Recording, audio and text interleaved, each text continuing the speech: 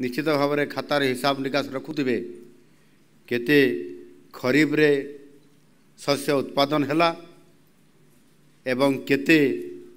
घर घर खाइबा पई आमे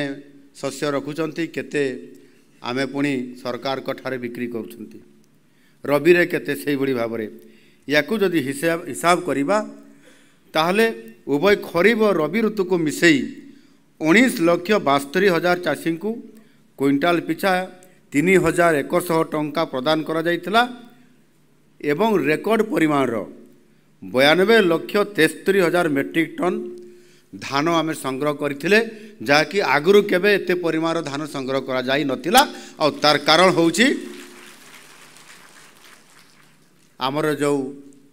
आमे जो चाषी को जो इनपुट असिस्टेंट देलु यह देवा द्वारा आज